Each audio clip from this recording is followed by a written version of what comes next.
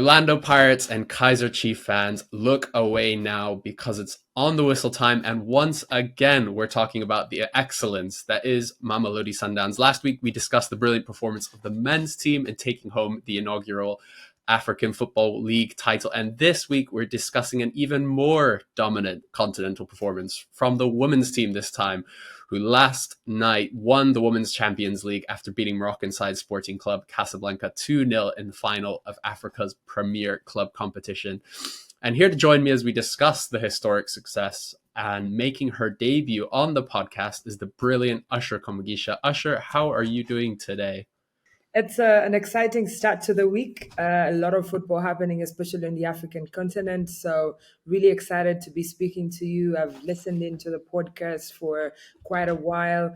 I'm just excited to be here and really to be able to discuss, all the football that we'll talk about today.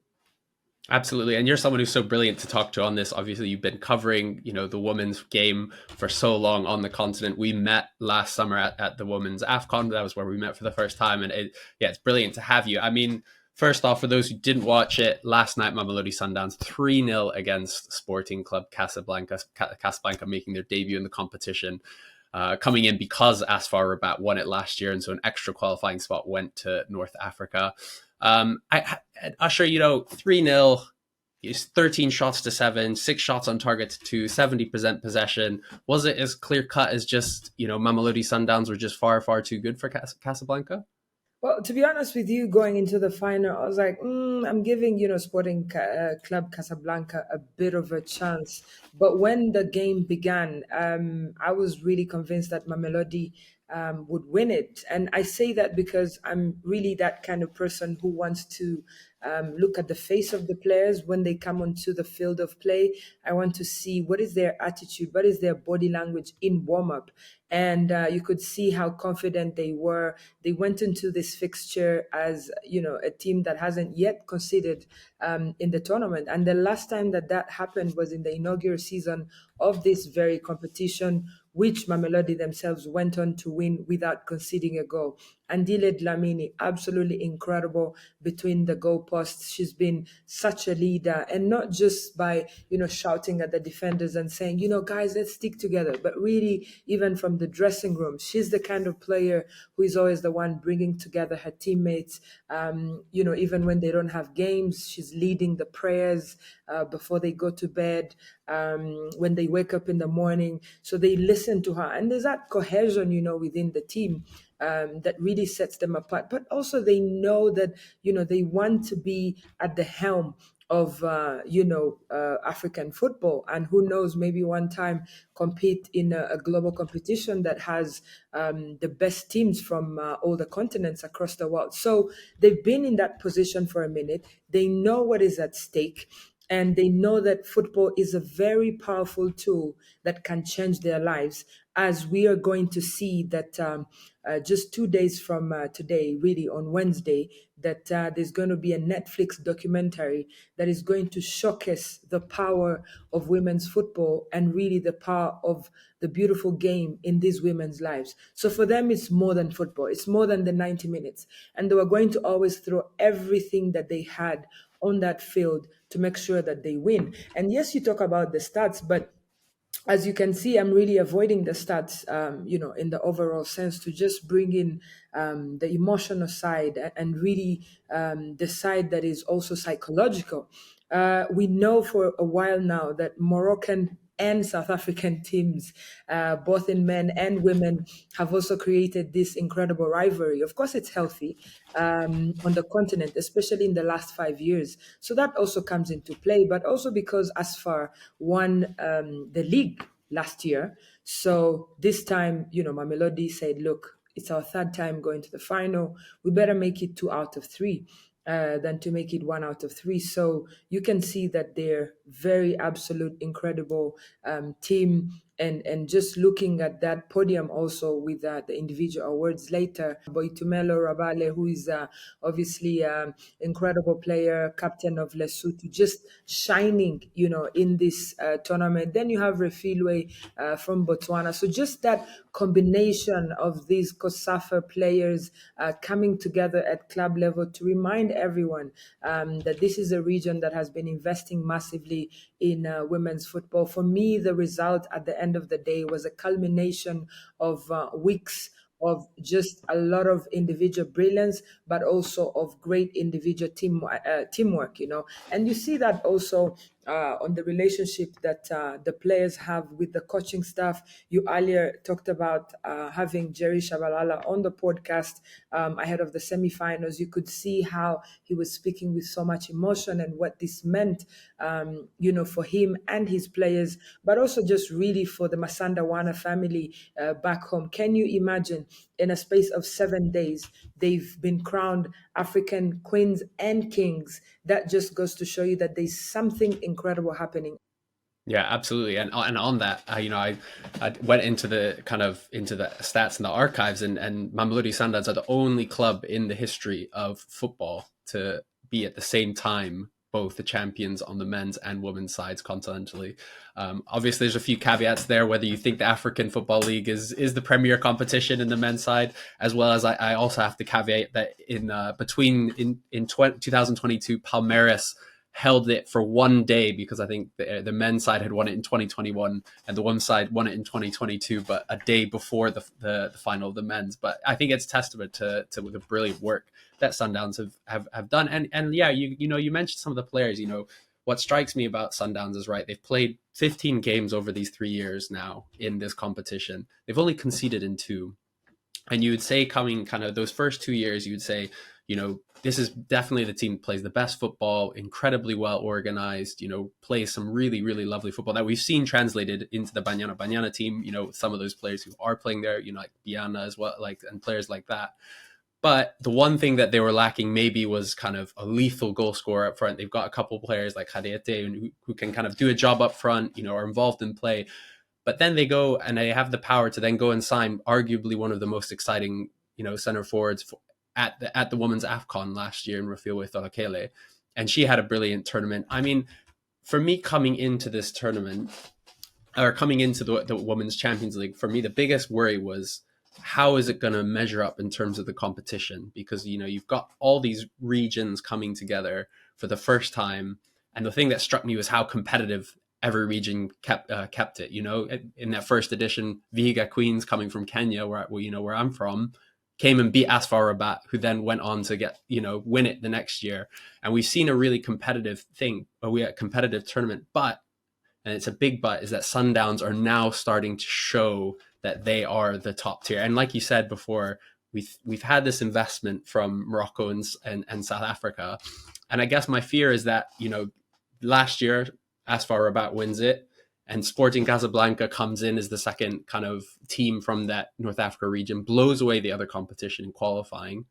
And now, are we going to see the same thing next year? Because we're seeing other clubs in South Africa growing. That's one thing that Jerry Shabalala spoke about, how happy he was, although I'm sure he's not, because Sundowns aren't actually top of the league anymore, with the likes of TS Galaxy, Royal AM, JWV, and UWC coming through. Is there a danger now that, because of these two countries and the investment in their clubs, and maybe in very different ways, obviously, South Africa and Moroccan football is developed differently, are we in a place where this kind of duopoly is forming, and suddenly we're not going to be seeing other regions competing in the same way that we should? I mean, we've had 4 teams get to the final of the Women's Champions League. 3 of them have come from Morocco and South Africa. What are your thoughts in terms of how the tournament develops? Well, to be honest, I think that there's more to the tournament than just, Morocco and South Africa. And I know it's difficult to say because those are the 2 countries where the 3 winners of the tournament have come from. However, look at it this way.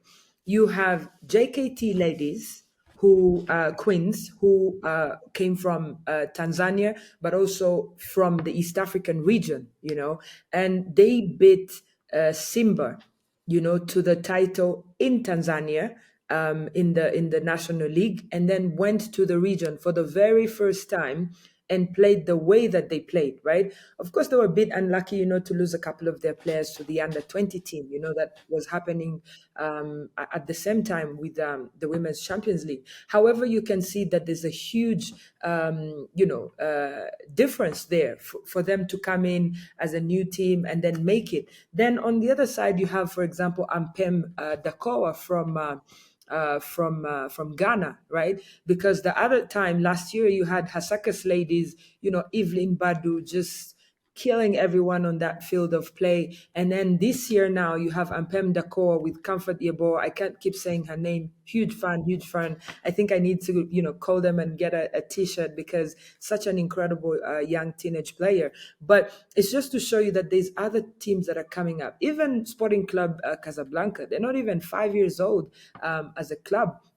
But they're coming in to compete, and yes, you talk about the investment, yes, but there is also, a fresh wave, of people waking up and saying, I think we really need to invest in this women's football. But of course, and now to your point, there's always going to be a gap, first with the infrastructure that the two countries have. You talked about going to the Women's Africa Cup of Nations last year in Morocco, and you could see the stadiums where the games were being played, just in Rabat, seeing the final, the final between South Africa and Morocco, and even Nigeria and Morocco, the semi-final. That's when they set, a continent record of attendance. But there has to be, you have to borrow inspiration from that sense. Like for example, Ghana. They missed out on two editions of the Women's Africa Cup of Nations. And I think they had to sit back and say, look, we are Ghana. We've been, dominating the continent at under 17 level, at under 20 level. Why is our national team suffering? And of course, this comes into play after they hosted the 2018 Women's Africa Cup of Nations. The team didn't do well. So the federation really decided to punish the women's team, and not really support them. But now they're back on board. They have a new coach who's, doing super well. Of course, the question remains, maybe they haven't faced like some big girls, some big teams on the continent, but they're making good progress. And that also reflects, with the national, the national league as well. But yes, to your point, South Africa and Moroccan teams will always be ahead of the game. But if you look at the game between Ampem Dakoa, in that semi-final against Sporting Club Casablanca, it was a game of fine Mhm. margins. It's 2-2, and you have a Comfort Yeboah own goal, that kind of brought Sporting into contention in the first place. Then they go to penalties. Anything can happen with the penalties, right? So I think that we're going to continue to see a couple of countries, continue to invest. For example, CBE, the Commercial Bank of Ethiopia, failing to make it out of zone 5 for the third time. I think they were a bit unfortunate, losing to JKT Queens, right? But for me, at the end of the day, CAF needs to expand the competition, not to 12 teams, to 16 teams. Now is the time, because we have 54 countries on the African continent. If we can have 16 teams competing at this level, it's a fair representation, and also it will give encouragement to these people that continue to invest in the women's teams, that look, in one region, we can at least have two teams, and then the rest, maybe a third team, depending also on the size of the region, or maybe a couple of wild cards here and there, just to encourage these girls that are playing, because 8 of 54 is a very low percentage when it comes to representation. So I think that CAF needs to look into this matter and continue to have it as a one-off tournament, but and then build it, get some sponsors, if hopefully I hope that, let's say, they can consider like South Africa, to host it next. Then you can bring in some really corporate sponsors.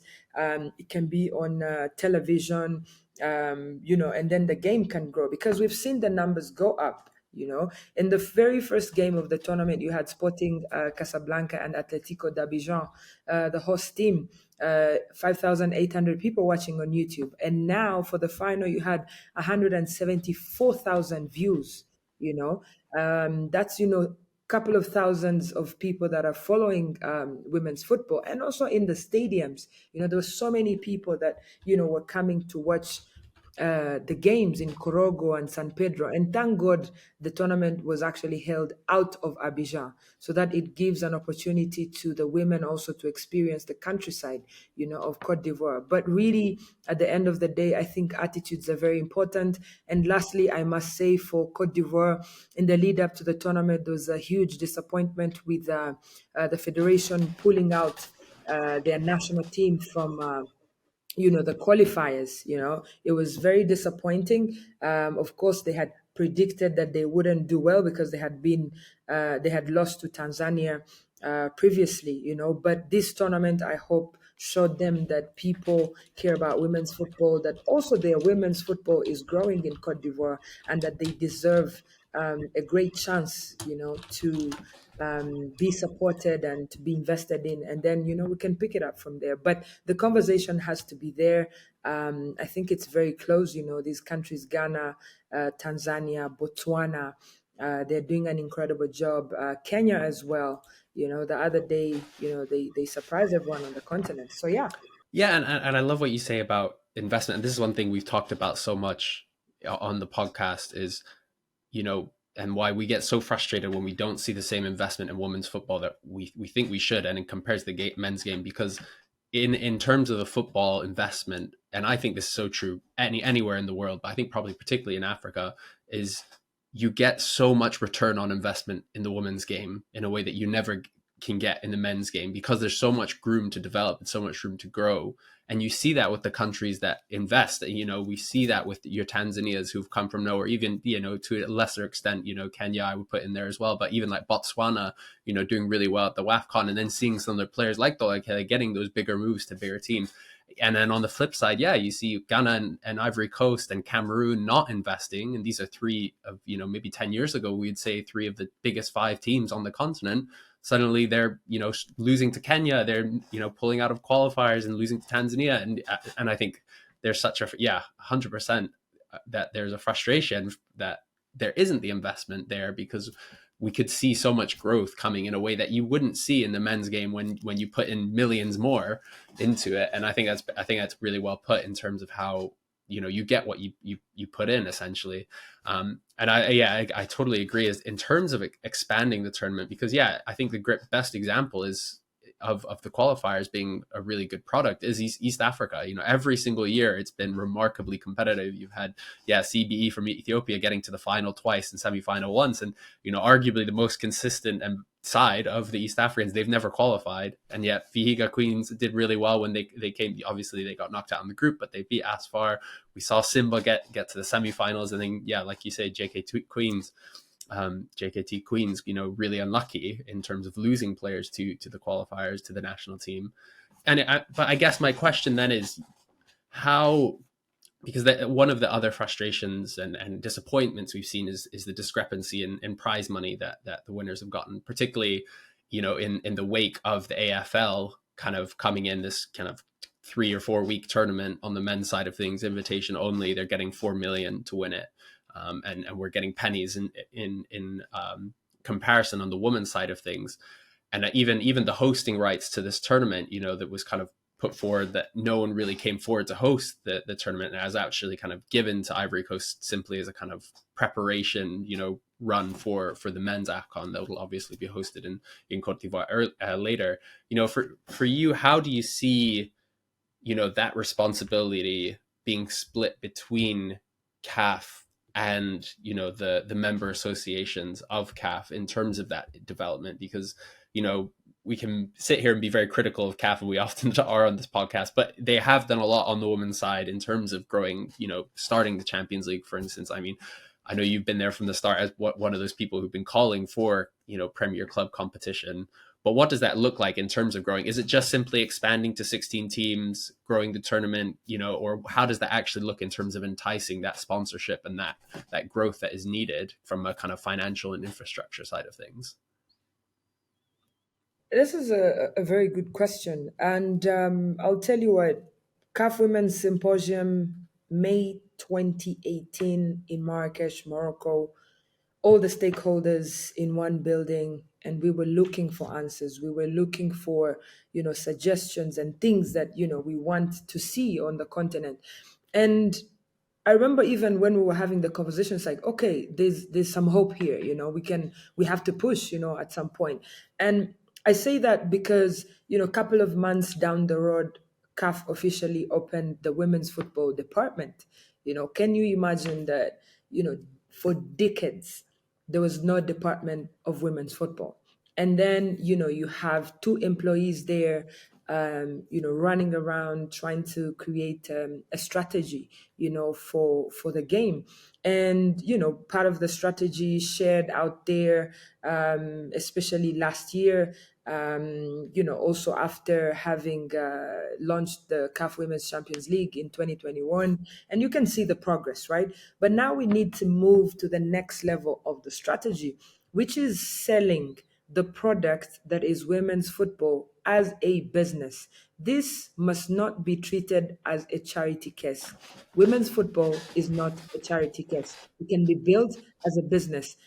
Just over the weekend, I'm a huge Manchester United fan.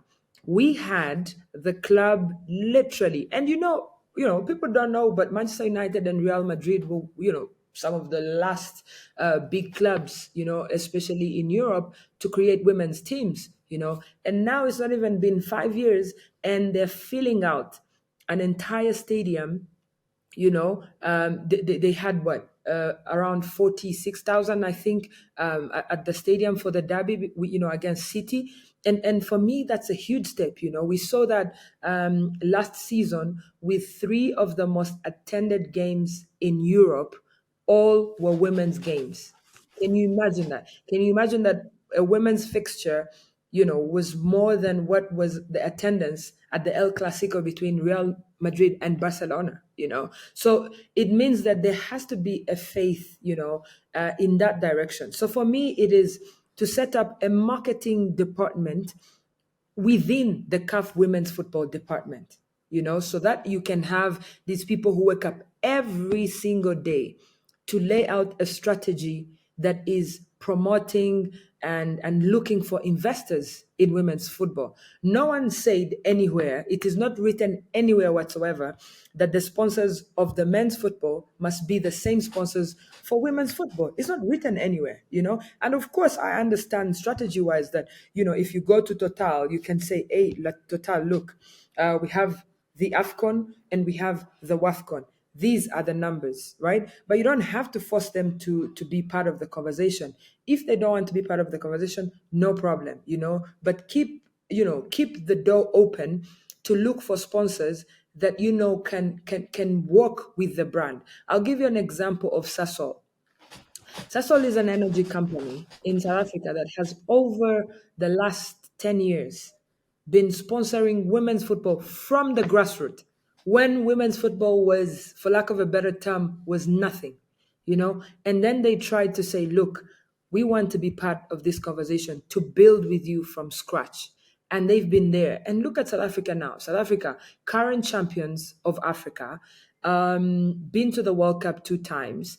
This time went out of the group stages, and went to the round of 16. So for me, I think that it's really a great opportunity, now, especially now after this CAF Women's Champions League, that we have to continue pushing and advocating, for these things to happen. For example, just recently, CAF put out, the nominees for the CAF Awards. You can't believe it, but it's the first time we have nominees for a women's goalkeeper. Can you imagine that? In 2023, while I would like to congratulate CAF for, doing that, but why did it take this long? So at the end of the day, just to wrap up answering your question, I think that there has to be a marketing department within the CAF Women's Football Department that works hand in hand, of course, with the general CAF marketing team to make sure that they sell women's football. And when I say women's football, I mean the Women's Africa Cup of Nations. I mean the CAF Women's Champions League. I mean, under 20, under 17. Until now on the continent, we don't have a tournament for under 17 girls, for under 20 girls, a continental tournament. We don't have that. Why? Why is that the case? At some point, by the way, the winners of, if I remember well, the winners of the under, I think 20 or under 23 were getting more money than the winners of the Women's Africa Cup of Nations. Why? And when you ask, they'll say, oh, men's football is more, more economic wise, like more business oriented than women's football. Where are the numbers to defend that? If right now you talk about, let's say, men's football in South Africa and women's football in South Africa, who do you think is going to get more attention? The current African champions, not, for example, Bafana Bafana before the AFCON coming up in Cote d'Ivoire, who couldn't make it to the AFCON. How can a team that are African champions earn less than the team that couldn't even go to the AFCON? You see? So for me, I don't even care about those things. And even if you talk about numbers, if you look for 2,000 South African fans in a stadium watching Bafana Bafana game, sometimes it's difficult. It's difficult to find such numbers. So which popularity is this that we are referring to? So at the end of the day, also, it's like if you have two children, you can't say I'm giving the boy more pocket money or more investment in his education more than the girl because I think that the boy will do better than the girl. No, it doesn't work like that. And most of these federations also, they're dealing with public funds. On what basis are you using public funds to to say that we're giving this more money to the men and little money to the women? On which basis, when it's taxpayers' money? But back to CAF, I think that largely the conversation has to be around policy as well. If you say that, for example, for a team to play in the Africa Football League, you must have a youth team and you must have a women's team. But also, you can add on this requirement, you should have a women's senior team. And when you have a youth team, it's boys and girls. So you can't say you have a young boys team and a women's team, senior. No, it has to be both ways. We have to start the conversation at that level. The problem is people don't want to invest and yet they want to see results.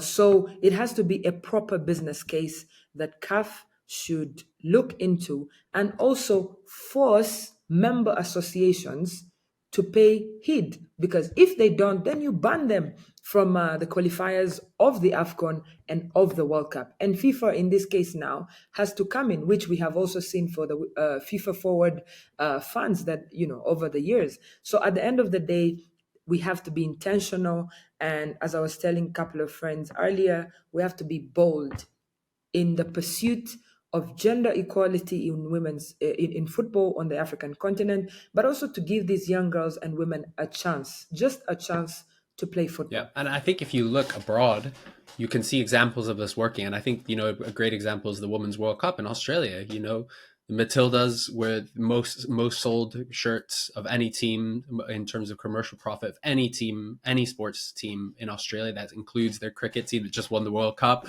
includes the Wallabies, the rugby team. Their game against England at the World Cup was the most watched event in Australian history. Despite the men's team having been to a World Cup and having them won a rugby World Cup and cricket World Cup, and even I think here, I think also in terms of the club side of things, here and where I'm based in England is one of the best examples of pushing and showing that product. The first, when I started covering football, it was covering the Women's Super League and Championship, watching it on single camera put on the FA's website, and it was really terrible quality, but they kept showing it, and eventually got a couple of broadcast deals with BT Sport initially, and then Sky kind of took the gamble just 3 or 4 years ago, invested in it, and suddenly within a few years, the WSL has gone from a kind of, I don't want to say a village league, farmers league, but to suddenly, I think it's arguably the best league in the world, and that's just been within a few years of investment. I mean, they're getting that return. Yeah, I was at the Emirates when Arsenal had their biggest ever attendance when they played Bayern Munich in the UEFA Champions League, and I think that's you're spot on. There just needs to be that investment and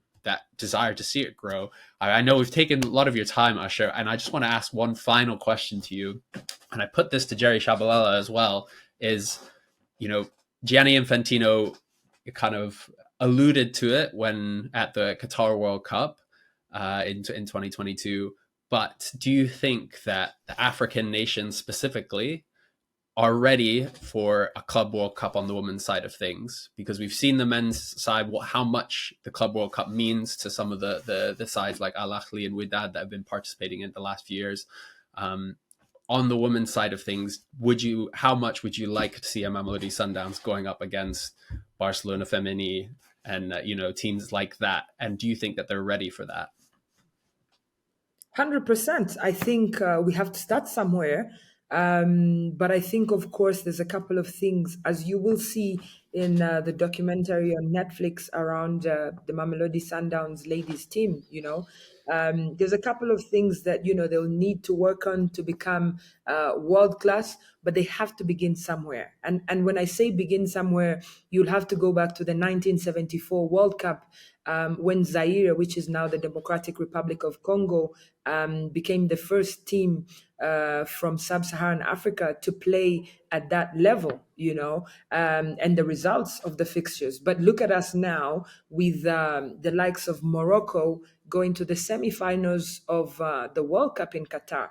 So we have to begin somewhere, even if it takes us the next 40 years. Now is the time for an African team to go and play at the world level. I cannot begin to imagine that in 2023, we don't have, a tournament that is for club champions from all continents in the world, because why not? And if there's a team, by the way, that can compete at this level from Africa, it will definitely have to be Mamelodi Sundowns, because they will get as much support as possible from within the club structure, from within South Africa, but also from the rest of the continent.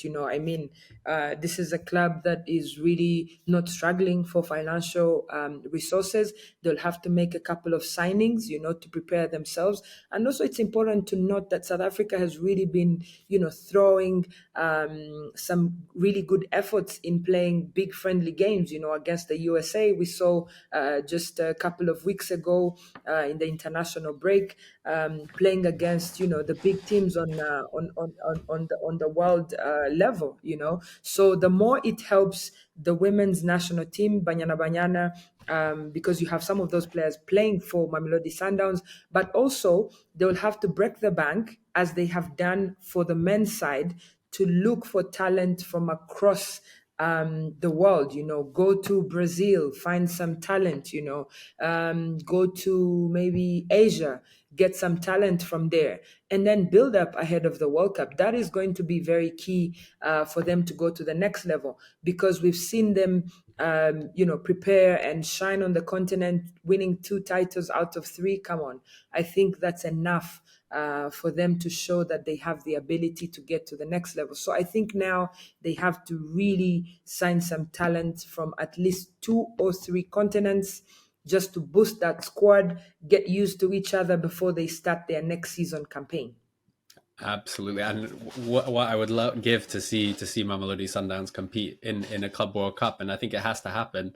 Yeah, like you said, any team that could do it, it's them. I just think it would be brilliant to see them going up against some of these bigger sides from Europe, from North America. And again, as I was saying earlier, in terms of the investment that is needed to compete, the women's side is so much more accessible than the men's side. It makes so much more sense to invest in that, because the Sundowns women's team is far closer to beating Barcelona Femini, then the men's side is to beating Man City, the European champions, the men's side, and that's where I kind of see that's where the investment needs to come, because you'll get better return on it. You'll see a better result than you would in investing in the men's game. But we'll have to see.